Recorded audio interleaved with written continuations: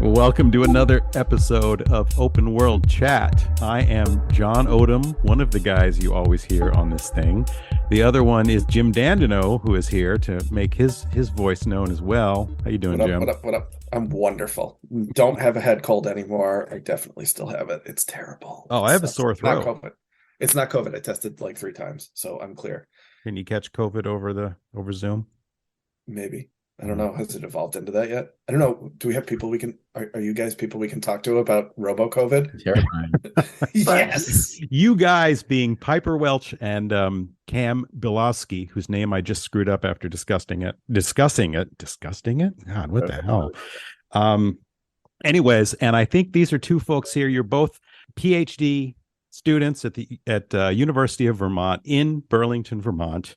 And the reason why we had you on here is I think we're all concerned about the robot apocalypse. And it seems like, Kam, you're working more on the sort of malevolent intentionality of these things. And then Piper, you're working on actually creating the robot army that will put us under their thumbs. Is that fair? Yeah, we're trying our hardest. And how's that going? Yeah. It's a work in progress. They don't always cooperate, unfortunately, but we're trying to harness them. So, are you guys Skynet robots or Grey Goo robots? We definitely Skynet for me. Okay. Grey Goo is Grey Goo. Grey Goo? Yeah, nanites. Oh. Okay. Right. Grey Goo. All right. Yeah, it's like the Dark Heart episode of Justice League. Okay. Did you not see that one? Yeah. You all right. Right. That works for me. Well, See? why don't you guys Context. tell us more of what you actually do? At least I hope I hope you're not doing what we just joked about you doing. Go ahead. Tell us what you do. So I'm in my first year of my PhD, and I've always had kind of an interest in cognitive science, neuroscience, but also the kind of embodied part of cognitive science and like sort of giving AI a body. And this is what both of our PhD advisors has.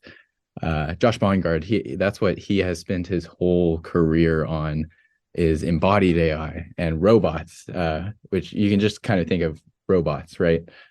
And so what I'm personally researching and have been for the past 8 months or so is how we can measure how much control a robot has over its environment. Are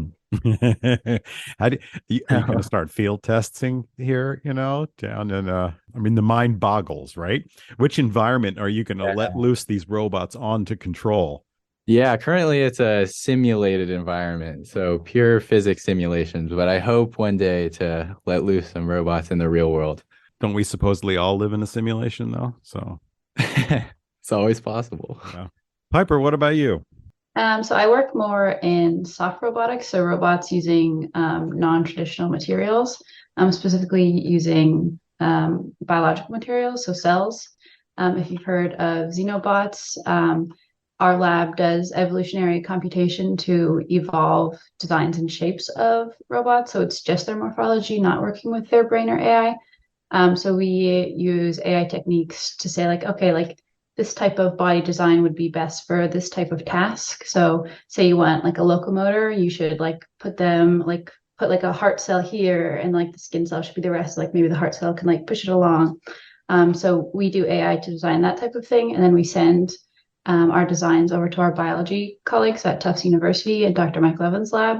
And they kind of build the designs for us. I use evolutionary algorithms, which are algorithms that use the principles of evolution to design body shapes that then get transferred into robots made out of cells.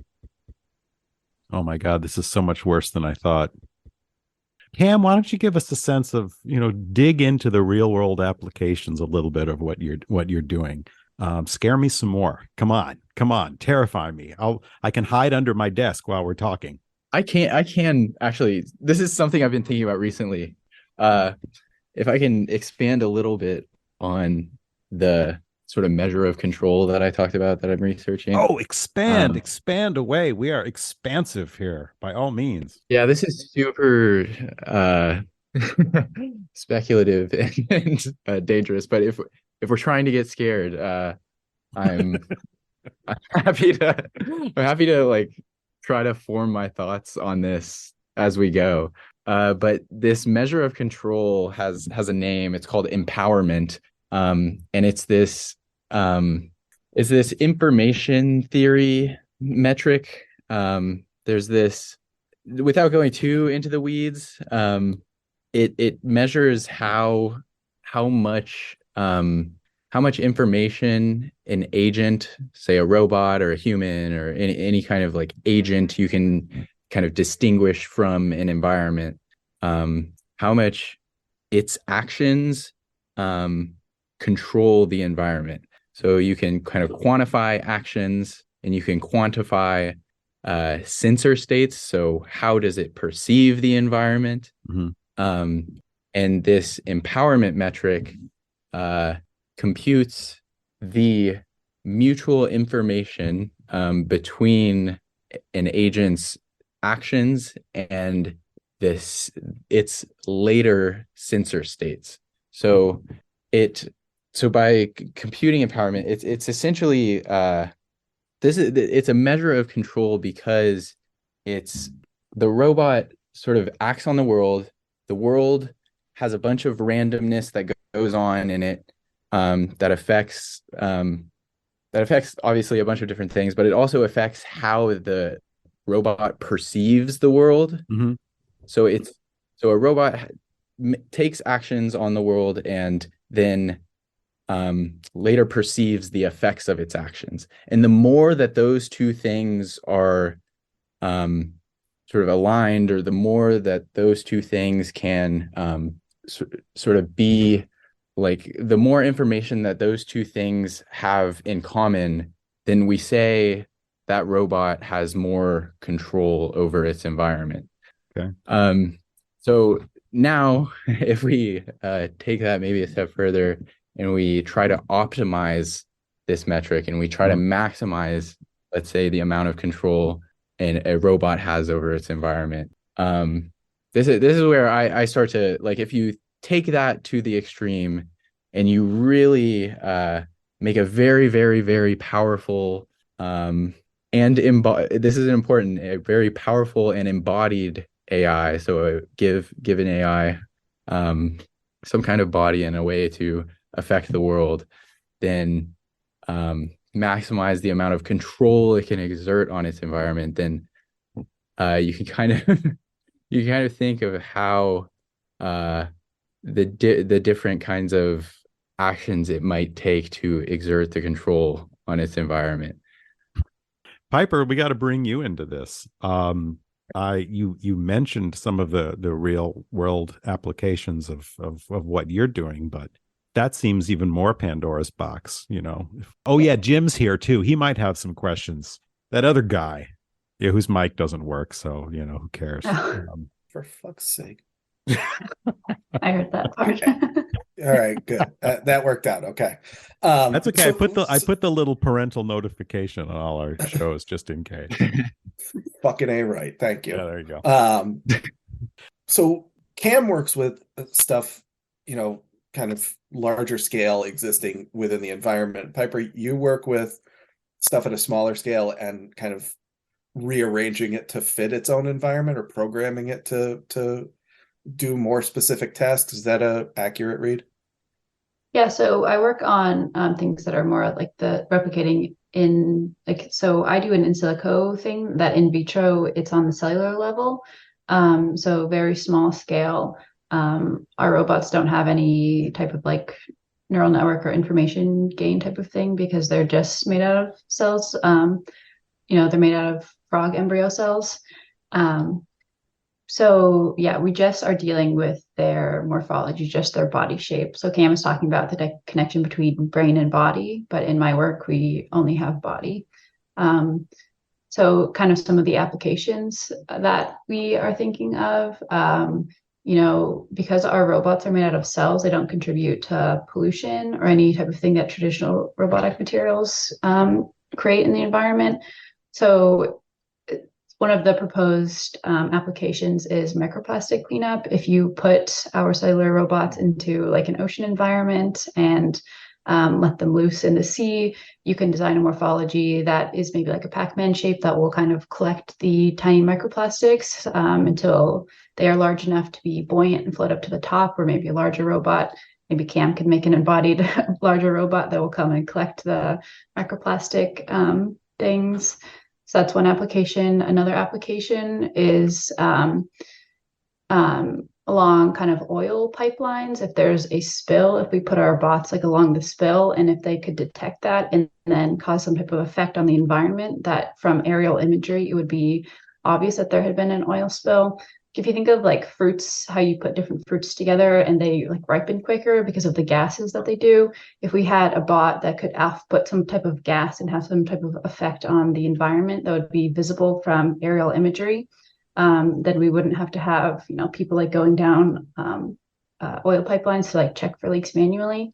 So those are kind of some of the applications. Again, if you're thinking, sci-fi danger, I mean, the obvious question with that then is the sci-fi stories where, the biological bots get loose and suddenly they eat up all the Tupperware in my kitchen and eat up all the oil and we're back in the Stone Age. How do you work on what's that? Honestly, if you've seen my Tupperware drawer, I would welcome our new plastic eating robot overlords because I hate it. It's the part of my kitchen that I like the least. So I'm down. Do it, Piper, please. Yeah, I mean, I've some plastic things I'm fond of.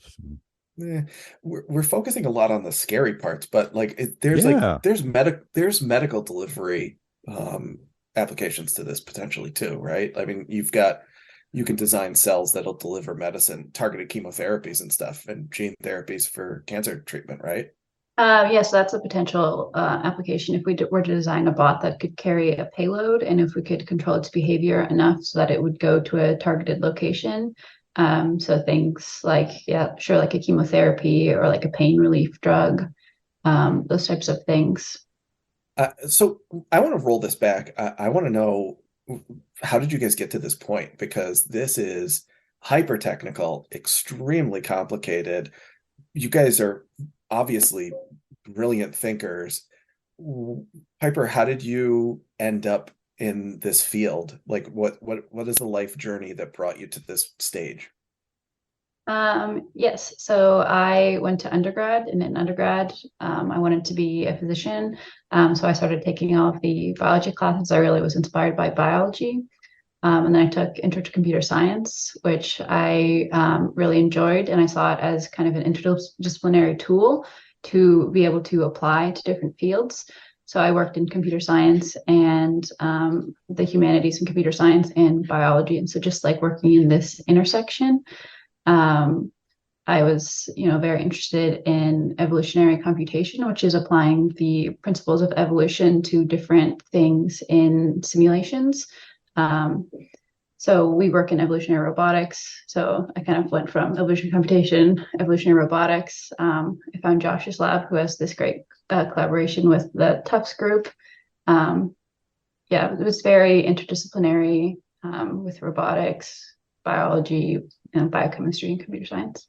Cam, I'll ask you this first, but whenever I hear, of this level of real, sort of frontier scientific work from a lot of different directions, how much of this is, I don't want to say art as compared to science, but how much of it really necessitates an imagination to, really project out there and see the potential as opposed to just running the numbers. I mean, I think of folks like you as sort of, brilliant scientific minds, but they're also, I mean, you strike me as pretty imaginative as well.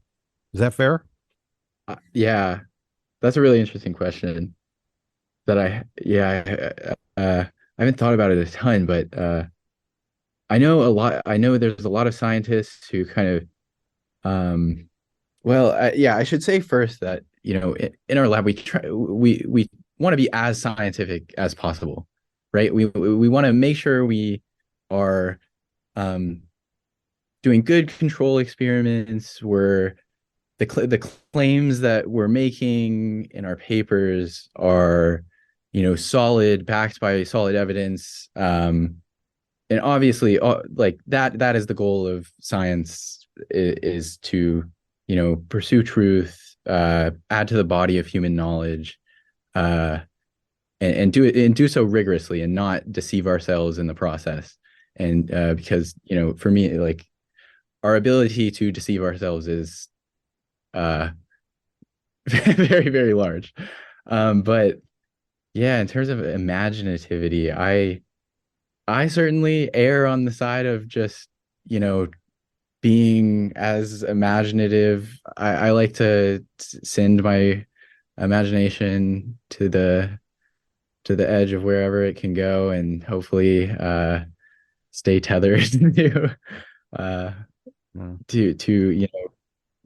obviously stay tethered with these like tools of science, right, and rationality, and using reason to kind of understand our world.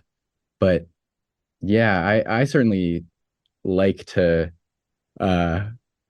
be, especially in dialogue like this. To me, it's more exploratory, and I'm not too worried about like saying things that are just, strictly true, and not everything I have said already I would like die on a hill for, right?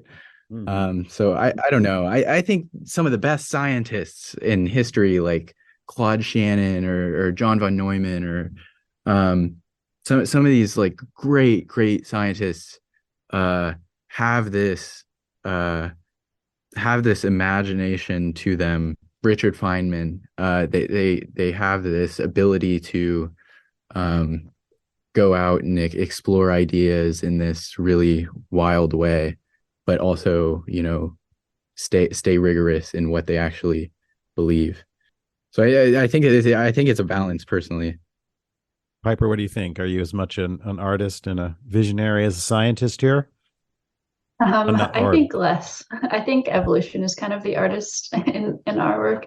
Evolution is like so creative, and like the body designs that we'll create in simulation. Also in the real life, like you see like these crazy organisms like the 5-point like nosed mole, or like, things that like a platypus. So I think a lot of the creativity in my work, I feel like, comes from, the types of algorithms we use. Separately, I think like generative art, like using computers to, create language and other types of things, is like a separate part of creativity. But for me, I think in the robotics research that we use, I think evolution drives like creativity. Jim, I asked one more thing, then I swear to God I'll shut up and let you talk. I promise. I swear. Well, yeah, you're muted anyway, so whatever.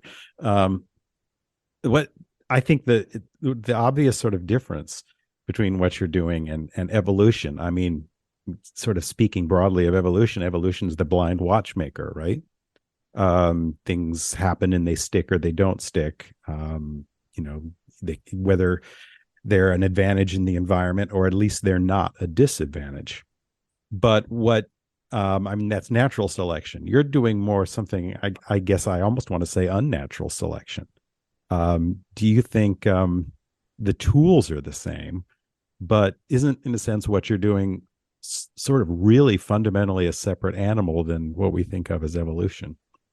Yes, that is true. So in our simulations are usually very narrow. We have like a particular goal in mind. So say it's locomotion, or being able to swim or something. So it's not like you are surviving the environment with lots of noise or different types of factors on. We have very narrow algorithms that are just evolving for very narrow types of behaviors.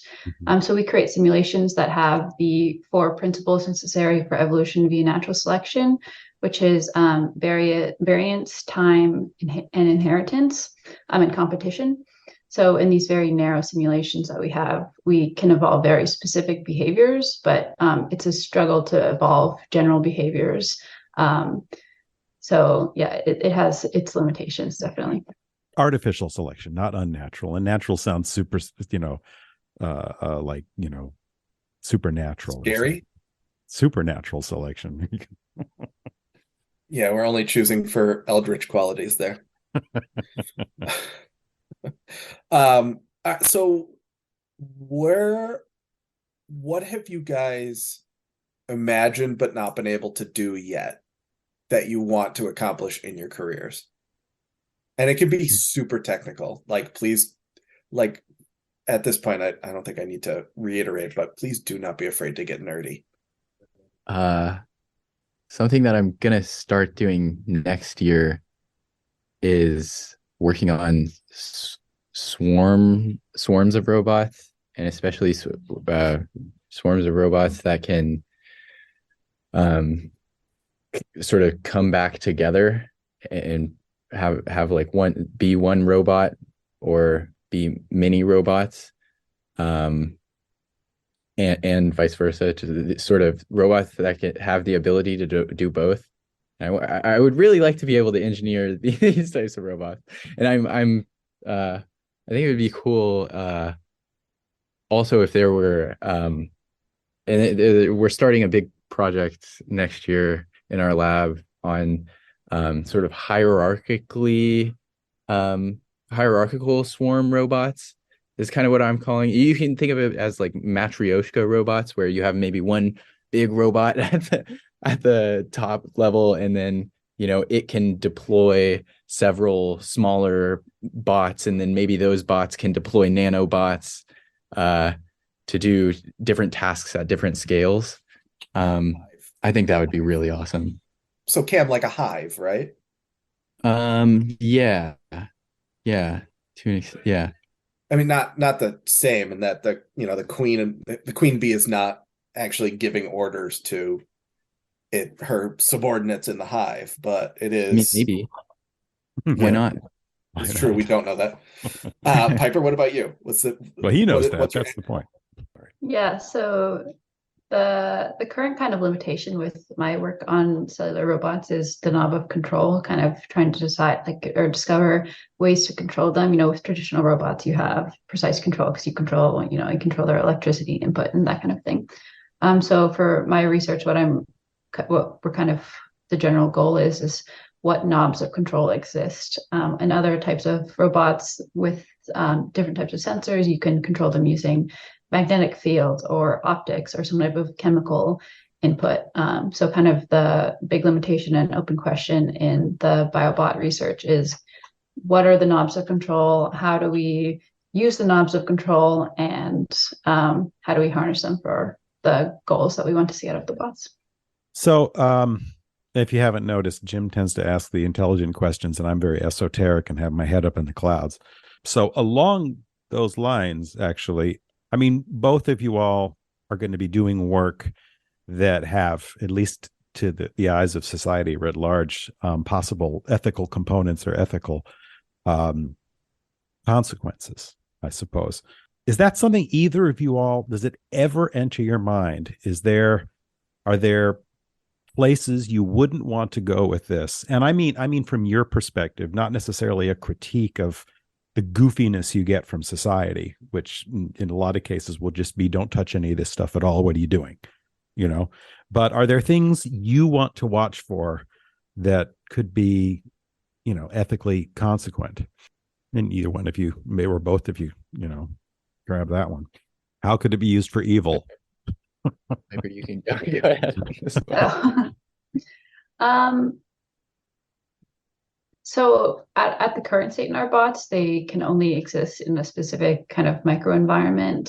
So they're kind of sensitive to the outside environment. So people were like, what if they escape? Which, it's not really a big problem because of their microenvironment that they have.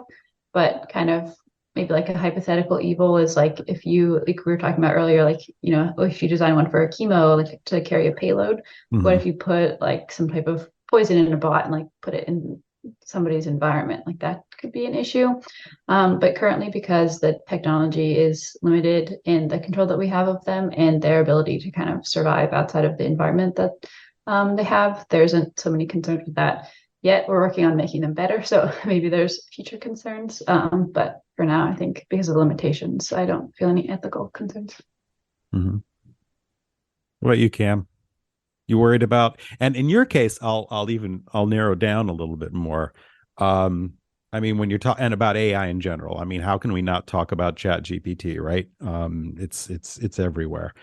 But I think of the HAL effect which is, I don't know if you're familiar with the whole 2001, but in 2010 we find out that HAL was a murderous robot because of the people who gave him contradictory and confusing orders and programming, sort of making it not his fault. And I think of so many people who seem like they're working so hard to get these popular chat AIs like that or Replica or something to say something crazy so that they can put it out on their their website or into the media or something and say, look at this crazy thing this said. But how much of that is just reflecting the craziness of the people talking to them? I mean, does that lead us? I mean, could somebody really fuck with an AI and cause it to be a problem as a reflection of people's own problems? Does that make sense? I'm babbling again. I got lost on the Chat GPT thing, but I guess what I'm asking, and I'll have to edit all that other crap out, is when we really fuck with AI to try to get it to be crazy, can we drive it a little crazy? You know what I mean? Yeah, and this is where we might have to look at how, in the case of ChatGPT specifically, we'd have to look at how it actually is built and how it quote unquote learns. I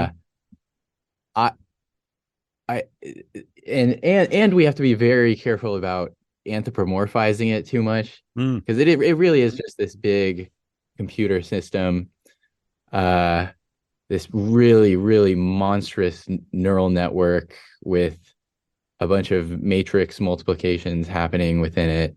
And to say things like driving it crazy or things like this is maybe a bit like treating it like a human a bit too much. But with the kind of output you get from that is from those things, again, that people like to get out into the media. It says these ridiculous, nonsensical things. And you're like, is the AI really this nonsensical, or is it just reflecting the nonsensicality? Is that a word of what it's being? Well, yeah, no, I think you were right that, I mean, people just probe this stuff to try to get it to say crazy things, and then the craziest things end up on social media. It also says a lot of non-crazy things. Right. We don't hear about those. Right. We don't hear about them very much because it's boring. And I mean, the reason why Europe is working on banning ChatGPT and OpenSea and all that other stuff is because of the mass piracy and theft involved in training it, not because there is any kind of dangerous sentience in it. And I think the biggest problem is not the fact that these tools exist. It's the fact that these tools are going to be deployed. They're already being deployed, right? The CNET thing, where CNET was using an AI to write articles on daily deals and stock tips and stuff, right? It's being deployed to spread information in a way that is not careful about the way that it is garbage in, garbage out, right? If you pump it with bullshit, you're going to get bullshit back. And if you're not throwing a disclaimer on there that this was not written or checked or fact checked by a living human, and that the information is not verified as accurate, then people will believe it, right? You got Dr. WebMD already convincing people that they have 14 different kinds of cancer and juvenile diabetes every time somebody logs onto the internet. Now imagine an entity that can be personified spitting out bad information based on one hypochondriac's symptom entry, and you've got a really bad situation. But it's not the AI, it's not the tool's fault that it's doing that. It's the website that's putting that tool out there for people to use. I just kind of went with that. That sounded Sorry. cool. All right. No, that Also, was the awesome. people who really believe in the things that ChatGPT says, like it's not connected, it's not a knowledge model, it's just like a language model. It just replicates like what it thinks humans talk like. It's not, and humans, our speech sometimes does contain knowledge, which is great. But it's not like hooked up to, databases with actual information. Like it doesn't have no sources. Like it will just, make up citations that it thinks like sound like a real citation that a human would have like written this book. So I think also people just, it's just a language model. It's not like Google or anything. And the kind of faith that we put in it is also a part of the equation. Right. And a big part of this is on the dirtbags that are pushing out this vision of the world where, you've got firefighters and doctors in the metaverse, working with their consulting physicians from, their internet database to solve problems. And that's like, we're nowhere near doing any of that stuff right now. All we're doing is Siri can answer questions. Siri can tell you what the weather is supposed to be like today. Right. Mm-hmm. Well, but let me just jump in and I'll throw this back at both of you then. I think the most interesting, I haven't used Chat GPT at all, but I was with, I'm a hacker, and I was with a bunch of other hackers recently, and I forget exactly what the job we wanted done was, but somebody asked, hey, can you write me a Python script that'll do X, Y, and Z? And it came up with this, perfectly formatted code. It was an interesting way to go about, solving the problem that we asked it to, and then it didn't quite work. But nevertheless, it did this thing that one would think is part of the creative process and was a little more than garbage in, garbage out. It was, something in and something more out. So, how much more are these things doing than just reflecting us? These things. There you go. I'm making it all sci-fi again. This technology. Mm-hmm. Yeah, I know in a lot of the classes that I'm taking, the professors like start off with like, disclaimer, like not to use ChatGPT to produce like the code assignments that you have, because it can produce good code if you just like prompt it in like the exact right way, or if you say like, okay, can you like fix this function? Yeah, it definitely has the capabilities of writing code for very specific problems. Which is great for me because I'm just a script kiddie. Wonderful. Which I use regularly in my as I program. It's a useful. I consider it a useful tool in terms of programming, but also I kind of use it as a tutor regularly. Obviously, I have to be careful. I have to be somewhat careful about especially like citations. Never trust a citation out of ChatGPT. But when we're talking about like, I don't know, common like concepts and well established fields like information theory or these like computer science concepts, it's generally really good at like teaching these things and teaching them well if you can prompt it right. If you ask for analogies, it'll give you good, really solid analogies to like teach you things. And I'm optimistic about it, especially for education. Mm-hmm. But also you have to be like super careful about sort of outsourcing your own cognition and your own kind of ability to generate language and code, right? Mm-hmm. You don't want to totally outsource that and not get any practice, generating algorithms and language yourself. Oh no, man, I'm old now. I can use all the help I can get. It's like, I didn't want to code all that crap. whole life of training data, but us, we're young. I think we should be, practicing our language generation much more. And so, we should be careful about not like using it as a crutch too much. Or I think I'm personally careful about that. People can use it how they want. 50 plus only on ChatGPT. Yeah. There you go. See, the rest of y'all are children. You don't need it. You're fresh and perky. You, all three of you, but my mind is going already, so I need all the help I can get, and my knees and my back. All right, old man Odom. And let me ask you one more question, Piper. Let me, if I can squeeze it in, because we were thinking about the medical applications of what you're doing. They seem so broad. It seems like it wouldn't just be a new approach to medicine. It could largely replace what we know as medicine if this kind of technology really, I mean, entirely, top to bottom, everything we do, not just another tool in the toolbox, but every other tool goes away. Is that fair? Am I getting too sci-fi on this here? Yeah, so the potential like bioremedial implications could be very profound. If we, design ways to precisely control the bots, it's drug delivery, and it's like, perhaps they can like clear arteries if we design a bot to do that.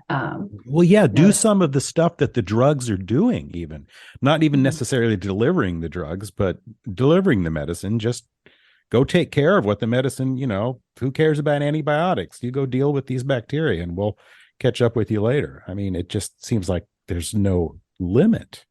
Yes. Yeah.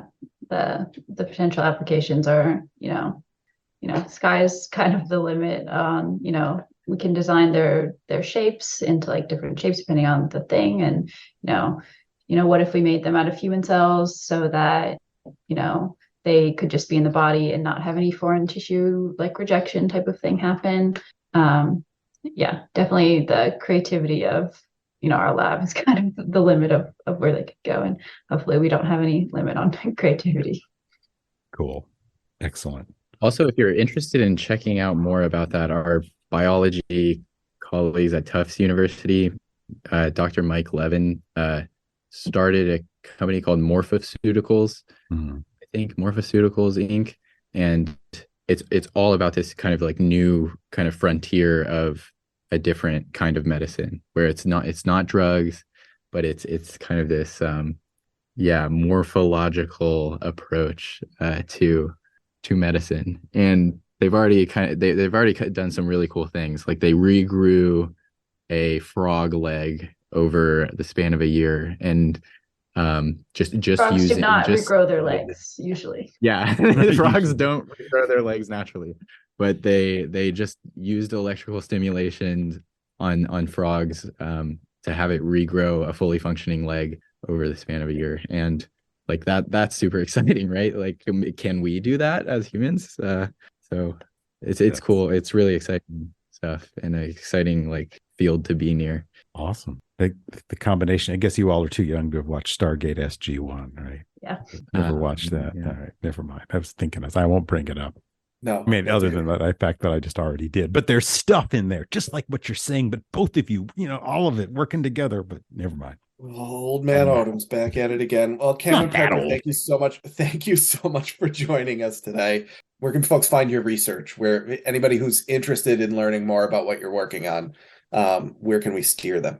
I think our lab has a website, meclab.org, meclab.org. We're really excited to see what you guys do next. Having Awesome.